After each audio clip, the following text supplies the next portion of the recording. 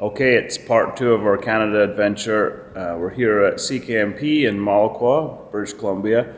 And for part 2 of our Canada adventure, we're going to ride up to Sorrento BC to Dream Cycle and check out the museum and collection they have there. So really excited to see some cool bikes. I hear there's an NR750 and some other neat stuff. So yeah, it's going to be super fun.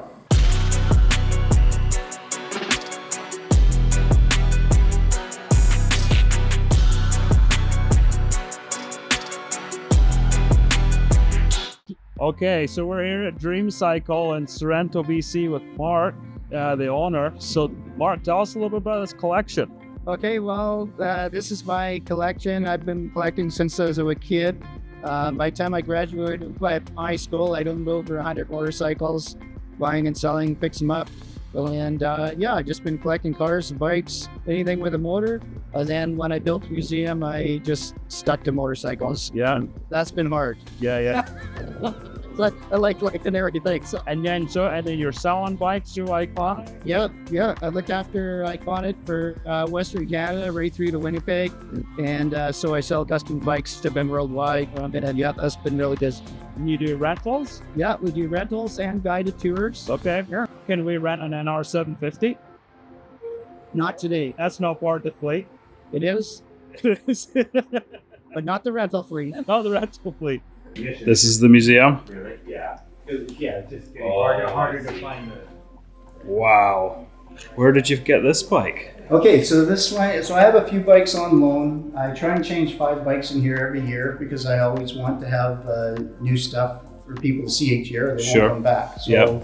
I do have about 5 or 6 on loan. This one's actually on loan from a friend of mine. And it's an NR750 Honda. And really low production numbers at 300. Does it have many miles on it? I can't remember what the mileage is on this one offhand, but he has ridden it, and I've heard it running it. It sounds pretty cool. How did you get the blocks for it? Yeah, well, he's got the extra head and the extra block there, and he has a brand new engine in a crate. Because it's a little difficult to repair these things. Get parts. You're not buying oversized pistons, No. and you're not honing No. the cylinder to put new piston rings in. Yeah. Because it's not round. Once it's done, it's done. Once it's done, it's done. So this Manx Norton up here, this was basically the factory race bike you could get back in the day from Norton, and this one was raced on the Isle of Man. It's like the Team Obsolete bikes that they race in Arma. Magnesium engine cases and this and that and everything. Yeah. Very cool. This one here, 68 Aramaki Harley Davidson, super big. I think they made about 60 of them, 350 cc's. And this one was raced on the Isle of Man, and it was also owned by Alan Cathcart. Oh yeah. And he writes all the books. Yeah, I know Alan Cathcart. So this was one of his bikes. And a track doctor over there ended up buying it from him and moving here, and then I ended up getting it from him. So Very cool. yeah, so that's a pretty cool bike. There's the car. This is a super rare bike. This one's actually signed by Gaston Rayner. Okay. He won the Paris Dakar for Yeah. BMW back in the 80s. Yeah.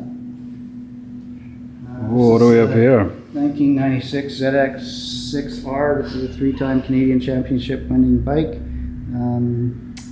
ridden by Don Monroe.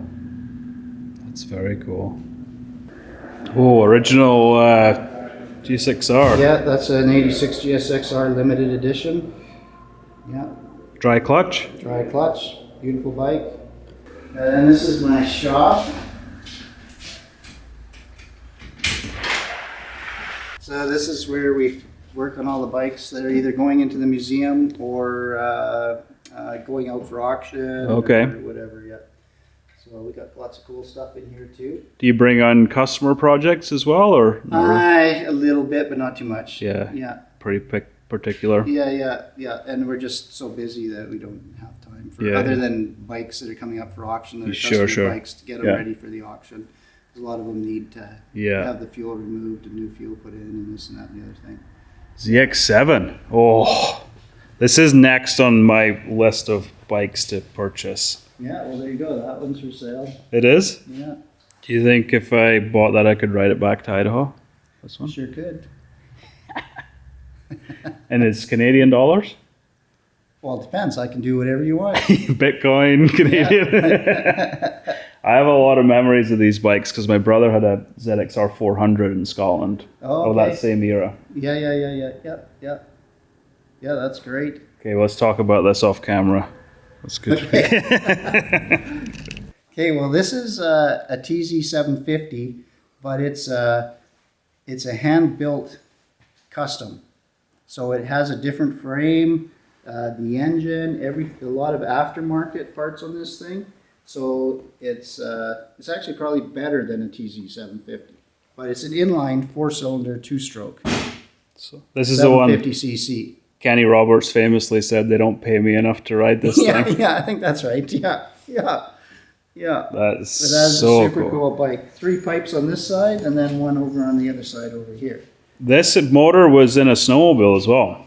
A VMAX 4. Yeah, that's right. Yep. Yeah. Wow.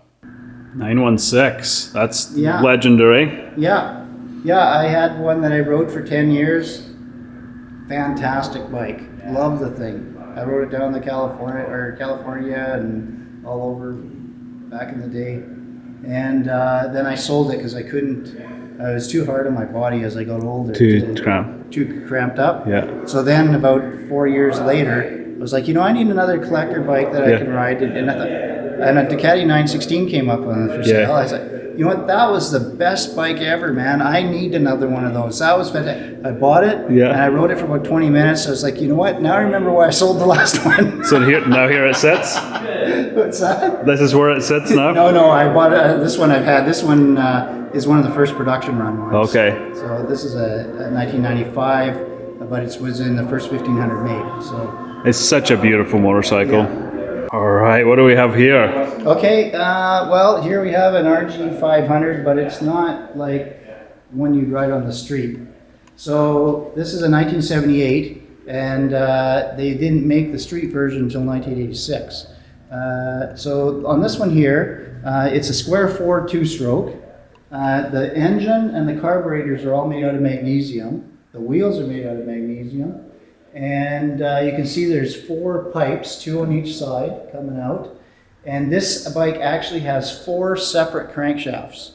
And they run on a central gear inside the middle of the motor. So totally different than the production bike. Yeah, the production one has 2 crankshafts. Okay. And everything's made out of aluminum. Okay. And this one was raced on the Isle of Man for a couple of years. And then it's been in a couple of private collections since then. Yeah. And it's a 2-stroke, square 4. Does about 315 kilometers an hour. Yeah. And it's about 115 horsepower. So Yeah. cool. Crazy. It's kind of like the bike Barry Sheen. Very similar. Yeah, Like very Barry similar, Sheen yeah. would have ridden. Yeah. And that's the street legal version right there. This is like the one we rode the other day. Yeah. So this is these were sold in Canada and Europe, but they were not sold in the USA. Such a cool bike. Yeah. And then the RC30. This has to be one of the most desirable. Yeah, there's the RC30, and this one was bought by a guy that hardly rode it, and then it was purchased by a race shop down in the States, and they put all kinds of racing parts on it and had a display in their the window of Okay. their shop. And then a guy in Calgary bought it with all the original parts, took it to Calgary, put it in his office, and it sat in his office till I purchased it. And then I put all the original parts back on. Yeah. And it has 2,000 miles on it, original miles on it. Very cool. Yeah, it's still got the original tires. Yeah. Okay, last but not least, tell us about this GSXR. Okay, so this GSXR here, this one was actually raced by Gary Goodfellow. And he did extremely well all over the world. In fact, you can see here on this chart that he was, up against Rainey and Swans and all those guys, and he was right in there, second, third, fourth place kind of thing. Wow. And he raced one of the races he did in Ontario. He started in 30th, and he won. No dry clutch though. No, that's because this bike was rebuilt at one point and they left the dry clutch out. But I have a dry clutch for it. I just haven't had time to put it in. They don't give those things away. No, they don't. But I do have one for it. But you can see the frame's all been gusseted up to strengthen it. It's got a strengthened swing arm. You can see there's shims that go in here to change the rake of the front end there. And yeah, this was extremely successful bike, this one for Gary. He raced it all over the world. And there's a picture of Gary right there with it back in the day. And here's a picture of him when he came in and signed the gas tank for me. Oh wow. Yeah. He lives in Australia now. Oh really? Actually, sorry, New Zealand. Yeah. Well, I think we could go on all day here. This has been incredible, Mark. I really appreciate you giving us the tour. You have a fantastic collection. And this place is open to the public? Yeah, that's right. Yeah, Yep. we're open to the public. Yeah. And we're in Sorrento? Sorrento, BC. Yeah.